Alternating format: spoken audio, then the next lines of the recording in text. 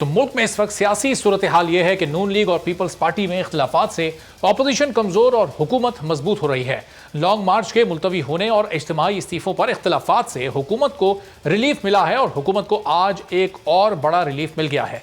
Islamabad high court ने chairman senate election से मुतालिक यूसुफ रजा गिलानी की दरखास्त नाकाबिले समाअत करार देकर मुस्तरद कर दी है। समाअत के दौरान चीफ जस्टिस अतहर मिनुल्लाह ने यूसुफ रजा गिलानी के वकील फारूक एच नाइक से सवाल किया कि चेयरमैन सेनेट के इलेक्शन किस कानून के तहत हुए, जिस पर फारूक एच नाइक ने बताया कि आइन के आर्टिकल 60 के तहत चेयरमैन सेनेट का इलेक्शन हुआ था। फारूक एच नाइक ने कहा कि सदर पाकिस्तान ने सेनेटर मुजफ्फर शाह को सेनेट इलेक्शन में प्रिजाइडिंग अफसर मुकर्रर किया था। चीफ जस्टिस अतहर मिनुल्लाह ने फारूक एच नाइक से इस्तफसार किया कि चेयरमैन सेनेट के इंतखाब में इलेक्शन कमीशन की कोई शमूलियत थी, जिस पर फारूक एच नाइक ने कहा कि जी, इसमें इलेक्शन कमीशन का कोई किरदार नहीं था। फारूक एच नाइक के जवाब पर चीफ जस्टिस ने आइन का हवाला दिया और कहा कि क्या पार्लियामान की अंदरूनी कार्रवाई अदालत में चैलेंज की जा सकती है, जिस पर फारूक एच नाइक ने बताया कि अगर प्रोसीजर में कोई बेज़ाब्तगी हो तो वो अदालत में चैलेंज नहीं की जा सकती। कवायद में बैलेट पेपर या वोट से मुताल्लिक कुछ नहीं, रूल्स इस हवाले से खामोश हैं। तो रूल्स तो खामोश हैं, लेकिन अपोजिशन की दो बड़ी जमातें एक दूसरे के खिलाफ इस वक्त खामोश दिखाई नहीं दे रही।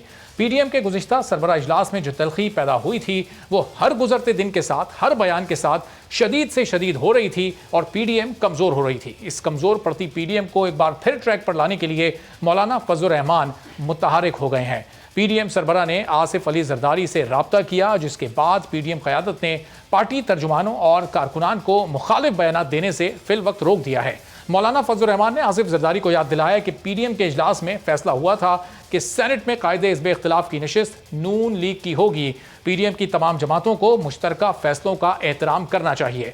मौलाना फजल रहमान और आसिफ जरदारी ने तमाम मामलात मिलकर हल करने पर इत्तेफाक कर लिया है और नून लीग की नायब सदर मरियम नवाज का अंदाज भी आज कुछ बदला बदला नजर आया है।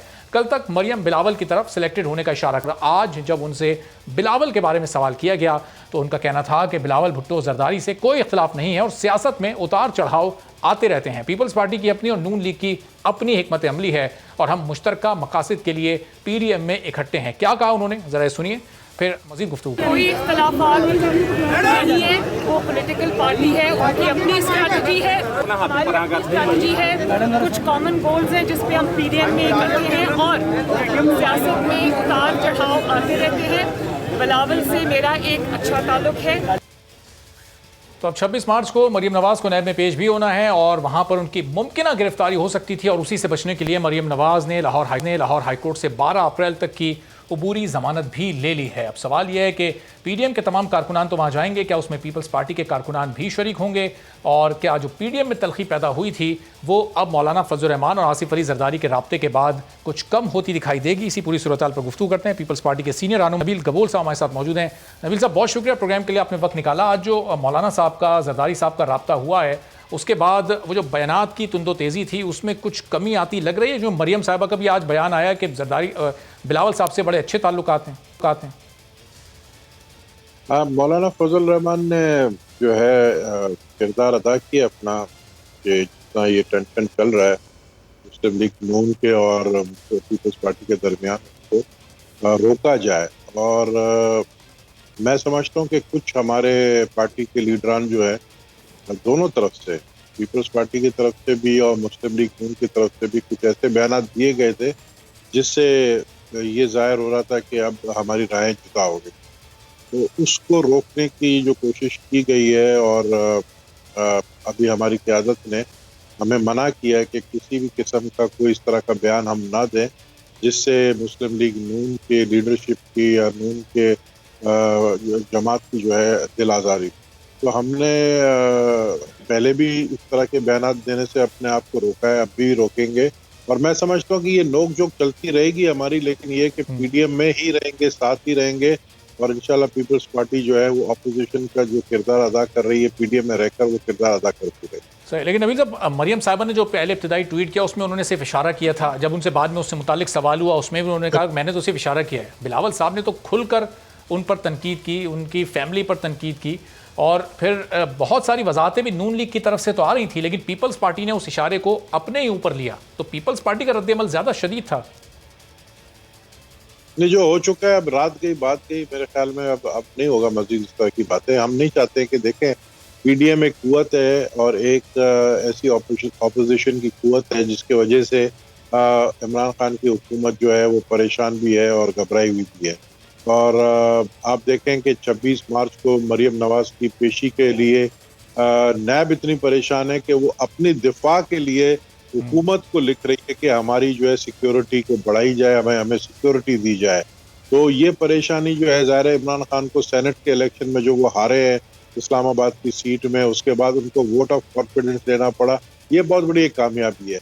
हम नहीं चाहते कि उसको सबोटाज किया जाए और वो जिस तरीके से सूरत हाल पैदा हुई है रेजिग्नेशन के ऊपर, और हम सिर्फ इस बात पे कि अचानक क्या हुआ, ऐसा क्या हुआ 2 दिन के अंदर के हमें कहा जा रहा है कि आप सिंध असेंबली से रिजाइन करें, सिंध गवर्नमेंट से रिजाइन करें।